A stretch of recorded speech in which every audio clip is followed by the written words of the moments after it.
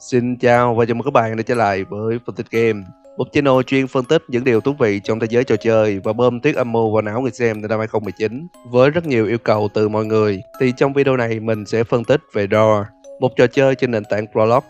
Có lẽ bạn sẽ bắt đầu suy nghĩ rằng đây lại là một video phân tích về một con game Prologue đồ họa xấu nào đó, nhưng hãy chậm lại một chút vì trò chơi này sẽ khiến bạn bất ngờ, không chỉ vì đồ họa đẹp mà còn là lối chơi hấp dẫn.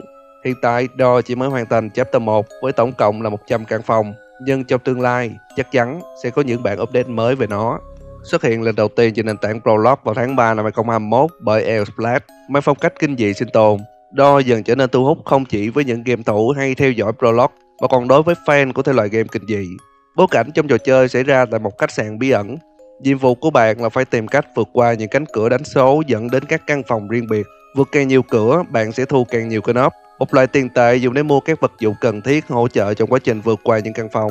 Nghe mô tả thì có vẻ đơn giản như một khách sạn bí ẩn này. Không chỉ có những căn phòng mà đôi khi bạn sẽ chạm mặt với những thực thể nguy hiểm. Mình đã trải nghiệm Door và phải nói đây là một tựa game khá vui và phù hợp để chơi cùng bạn bè. Việc vượt qua 100 phòng ban đầu khá là khó vì chúng ta không hề biết chuyện gì sắp xảy ra. Trò chơi cũng không tiết lộ bất kỳ thông tin gì và chúng ta phải thất bại liên tục để rút ra bài học cho lần sau. Với một người cũng đã trải qua nhiều lần thất bại và cũng hoàn thành 100 căn phòng, thì mình sẽ cho các bạn những thông tin quan trọng giúp bạn hoàn thành trò chơi một cách mượt mà nhất có thể. Trước hết, bạn cần hiểu tác dụng của các công cụ hỗ trợ. Có tổng cộng 4 công cụ. Đầu tiên là vitamin. Vitamin sẽ giúp bạn chạy nhanh trong một khoảng thời gian nhất định và bạn được cầm tối đa là 3 bình trên người. Công cụ thứ hai là lockpick. Nó dùng để phá ổ khóa để vượt qua những cánh cửa bị khóa. Công cụ thứ ba là bật lửa. Nó sẽ soi sáng một vùng xung quanh. Và cuối cùng là đèn pin, dùng để soi sáng phía trước. Bước tiếp theo là bạn cần phải biết và hiểu cách hoạt động của những thực thể. Đầu tiên là Timothy.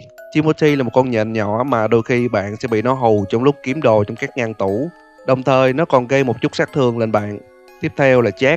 Jack là một bóng ma trốn trong tủ quần áo. Nhiệm vụ của Jack cũng là jumpscare bạn, nhưng vấn đề là đồng thời nó cũng cầm chân bạn khiến cho bạn không có thời gian trốn khỏi những thực thể khác.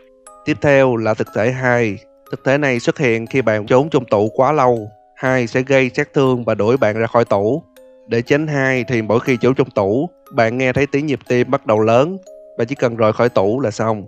Tiếp theo là Glitch. Thực thể này chỉ xuất hiện khi bạn chơi một màn có nhiều người. Khi đó, nếu bạn bị những người chơi khác bỏ lại quá xa, Glitch sẽ tấn công bạn, gây sát thương và dịch chuyển bạn đến chỗ của những người chơi khác. Tiếp theo là Screech. Thực thể này thường xuất hiện trong những căn phòng tối. Chúng sẽ xuất hiện xung quanh bạn trước khi tạo ra một tiếng. Để né Screech thì ngay sau khi nghe thấy tiếng động này, bạn cần phải nhìn xung quanh và nhìn trực diện vào nó sẽ ré lên một tiếng và biến mất mà không gây sát thương cho bạn. Vì sát thương của Screech khá cao nên bạn cần phải bình tĩnh và trang bị kỹ mỗi khi gặp nó. Tiếp theo là Eye. Thực thể này thường xuất hiện ngay khi bạn vừa bước vào phòng. Điểm nhận biết là luồng ánh sáng màu tím. Eye sẽ gây sát thương liên tục cho bạn mỗi khi nhìn vào nó. Để đối phó với Eye, bạn chỉ cần quay lưng lại với nó và di chuyển đến cửa tiếp theo. Bây giờ sẽ đến với danh sách các thực thể nguy hiểm. Những thực thể nguy hiểm là những thực thể sẽ tiêu diệt bạn ngay lập tức nếu như bạn tiếp cận với chúng. Đầu tiên và cũng rất quen thuộc, đó là Rust. Rust là thực thể ngẫu nhiên xuất hiện nhiều nhất trong Door. Nếu bạn bước vào một căn phòng và nhìn thấy bóng đèn chớp tắt, điều đó có nghĩa là Rust đang đến. Và để tránh Rust, bạn cần phải trốn vào tủ và bước ra khi nó đã lướt qua. Thực thể nguy hiểm thứ hai là Ambush. Thực thể này có cách nhận biết giống như Rust, nhưng điều đặc biệt là nó sẽ chạy đi chạy lại liên tục. Và do nó chạy đi chạy lại như vậy, nên bạn sẽ phải vừa trốn ambush và né hai cùng một lúc. Vì vậy, để tránh ambush, bạn cần phải bình tĩnh và nhận biết vị trí của nó. Nếu bạn thấy nó ở xa, thì hãy chạy ra khỏi tủ và vào lại ngay sau đó. Bạn làm như thế nhiều lần cho đến khi ambush biến mất. Thực thể nguy hiểm thứ ba là Hole. Thực thể này khá hiếm và đôi khi trong vài màn chơi, bạn sẽ may mắn không gặp nó. Nhưng nếu bạn gặp phải Hole, thì điểm nhận biết của nó chính là một hành lang âm u. Để thoát được Hole, bạn phải để ý những hiệu ứng giật trên màn hình. Nếu bạn nhìn kỹ, bạn sẽ thấy nó có dòng chữ Turn Around, có nghĩa là mỗi khi bạn nhìn thấy dòng chữ này, Hole đang ở phía trước bạn. Điều bạn cần làm là chạy về hướng ngược lại. Hole sẽ liên tục xuất hiện phía trước bạn cho đến khi bạn qua được cửa tiếp theo. Thực thể nguy hiểm thứ tư là Sick. Điểm nhận biết của Sick là trước đó vài căn phòng, bạn sẽ nhìn thấy những con mắt đen trên tường. Và khi đến phòng của Sick, nó sẽ xuất hiện từ mặt đất để truy đuổi bạn. Sick là thực thể đã tiêu diệt nhiều người chơi nhất trong Door. Vì khi bị Sick truy đuổi, bạn không phải chỉ thao tác nhanh mà còn phải liên tục quan sát để tìm cánh cửa tiếp theo. Thực thể nguy hiểm thứ năm cũng là thực thể cuối cùng, đó là Figure. Thực thể này xuất hiện ở phòng số 50 và 100.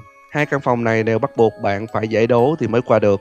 Vì thực thể này không có mắt nên nó chỉ có thể nhận biết con mồi dựa vào âm thanh. Vì vậy nếu bạn ngồi xuống và di chuyển lặng lẽ, nó sẽ không thể tìm ra bạn. Nhưng có vài vấn đề là nếu bạn đi qua những miếng gỗ dưới sàn hoặc đứng quá gần figure, nó sẽ có thể cảm nhận được và bắt bạn. Việc trốn vào tủ đôi khi cũng sẽ dẫn bạn đến một mini game. Tại đó bạn phải sử dụng hai nút Q và E để nhấn làm sao cho đúng nhịp, và nếu hoàn thành, figure sẽ chuyển sang vị trí khác để bạn có thể trốn tiếp. Đến với phần giải đố trong phòng 50, ta thấy rằng đây là một thư viện lớn. Tại bàn làm việc sẽ có tờ giấy công thức về một mật khẩu gồm 5 hình. Những hình này tương ứng với 5 chữ số và ta cần phải tìm chúng thông qua những cuốn sách trong thư viện. Những cuốn sách này được nhận biết thông qua việc chúng được đặt xa hơn những cuốn sách khác. Sau khi thu thập đủ 8 ký tự, ta sẽ so sánh chúng với tờ giấy công thức. Và như trường hợp này thì mật khẩu sẽ là 68644. Đến với giải đố ở phòng 100. Sau khi lấy chìa khóa tại thang máy để mở cửa phòng điện, tại bảng điện ta sẽ thấy một dãy các công tắc từ 0 đến 10 và bảng điện tử xuất hiện những con số chớp tắt. Những con số này sẽ đi kèm với một ô vuông kế bên. Có hai loại ô vuông, một là ô vuông có màu sáng và hai là ô vuông có viền sáng. Bạn chỉ cần để ý những số đi chung với ô vuông màu sáng, vì đó là những số mà bạn sẽ cần phải bật công tắc. Ví dụ giấy đèn như sau. Điều này có nghĩa là bạn cần phải bật 4 công tắc là số 6, 5, 10 và 1. Còn nếu bạn bật thiếu hoặc là sai công tắc thì thanh vàng ở dưới sẽ không đầy. Vì thế bạn cần phải xem lại giấy đèn để chỉnh lại công tắc sao cho đúng yêu cầu. Đó là tất cả những thực thể trong DOOR và cách vượt qua chúng. Với kinh nghiệm là một người đã hoàn thành 100 căn phòng, mình sẽ chia sẻ một vài kinh nghiệm để bạn có thể tránh khỏi thực thể một cách dễ dàng. Điều đầu tiên là tận dụng bật lửa. Trong DOOR, bật lửa không chỉ là công cụ tạo ra ánh sáng xung quanh bạn, mà nó còn ngăn không cho skate xuất hiện. Còn nếu bạn chỉ có đèn pin hoặc tệ hơn là không có đèn khi bước vào phòng tối, thì việc duy nhất bạn có thể làm là nhìn xung quanh liên tục, hạn chế đi quá sát tường và phải vượt ống thông gió nhanh nhất có thể. Vì nếu bạn gặp Street khi đang trong ống thông gió, bạn sẽ rất khó chống lại nó. Điều thứ hai là nếu gặp Rớt thì đừng trốn vào tủ quá sớm. Việc trốn vào tủ sớm cũng không tốt vì đôi khi hai sẽ đuổi bạn ra khỏi tủ ngay khi Rớt lướt qua. Vì vậy nếu bạn biết Rớt sắp đến, đừng vội trốn vào tủ mà đầu tiên hãy check xem tủ bạn sắp trốn có chắc hay không. Sau đó hãy lắng nghe tiếng di chuyển của Rớt và ngay khi nó tiếp cận phòng gần nhất thì hãy chui vào tủ và rời khỏi ngay khi nó đã lướt qua. Như vậy bạn sẽ tối ưu được thời gian ở trong tủ và việc ngăn hai ép bạn rời khỏi tủ. Điều thứ ba là tận dụng lockpick. Lockpick là công cụ hữu ích nếu bạn muốn vượt qua những phòng vừa tối lại vừa có khóa. Trong đó nếu bạn vào một căn phòng vừa tối vừa rộng lại vừa phải đi kiếm chìa khóa là chuyện vô cùng bình thường. Khi đó lockpick chính là thứ để bạn có thể skip qua phòng đó nhanh nhất có thể và không cần tốn thời gian mò chìa khóa trong bóng tối. Điều thứ tư là vitamin có thể giúp cho bạn sửa sai khi gặp Seek. Trong các cuộc truy đuổi của Seek, đôi khi bạn sẽ chọn nhầm hướng và điều đó khiến bạn phải đi một vòng rất xa mới đến được cánh cửa thoát hiểm. Trong lúc này, vitamin sẽ có thể búp cho bạn tốc độ chạy đủ để outrun Seek và chạy đến cửa thoát hiểm. Đó là tất cả cách chơi và kinh nghiệm để vượt qua 100 căn phòng trong DOOR. Giờ hãy đến với thứ mà các bạn đang thắc mắc, đó là DOOR có cốt truyện hay không? Nếu như bạn chưa biết, thì DOOR thực chất lấy cảm hứng rất nhiều từ phiên bản Room của Nico Rock và từ game Spooky Jumpscare Mansion của Lag Studio. Mình đã từng phân tích cốt truyện của tựa game này và nếu bạn chưa xem thì hãy thử ngó qua video. Vì do là lấy cảm hứng từ Spooky Jumpscare Mansion nên có thể cốt truyện trong DOOR cũng sẽ dựa vào nó. Mình có giả thuyết rằng cốt truyện trong DOOR xoay quanh một nhân vật, có thể là một thám tử, được cử đến để điều tra những bí ẩn bên trong một khách sạn huyền bí. Trong quá trình điều tra thì nhân vật chính nhận ra mình bị mắc kẹt trong khách sạn này và bị truy đuổi bởi các thực thể nguy hiểm. Trong đoạn cuối của DOOR, ta cũng thấy thang máy của nhân vật chính rơi sâu xuống dưới lòng đất. Điều này chứng tỏ là vẫn còn rất nhiều điều bí ẩn ở bên dưới. Và 100 căn phòng khách sạn mà ta đã trải qua chỉ là bề nổi của tất cả mọi chuyện.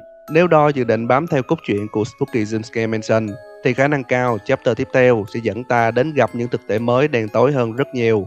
Có khả năng ta sẽ tìm thấy những lá thư từ những người đã từng ở đây, và quan trọng nhất là nguồn gốc tạo ra các thực thể, hoặc nói cách khác là phải có một cánh cửa hoặc một liên kết nào đó dẫn đến thế giới khác nằm sâu bên dưới khách sạn. Nhưng để chắc chắn, ta sẽ cần những manh mối khác trong các chapter tiếp theo của trò chơi. Và đó là các phân tích và giả thuyết của phân tích game cho tựa game DOOR trên nền tảng Roblox. Nếu có gì không hợp lý hoặc sai sót, các bạn comment bên dưới nha. Và hãy nhớ gì mình nói trong video chỉ là giả thuyết thôi. Đừng quên bỏ lại một like, share và theo dõi cho phân tích game. Mình là Chino và chúng ta sẽ gặp lại nhau ở video sau nha.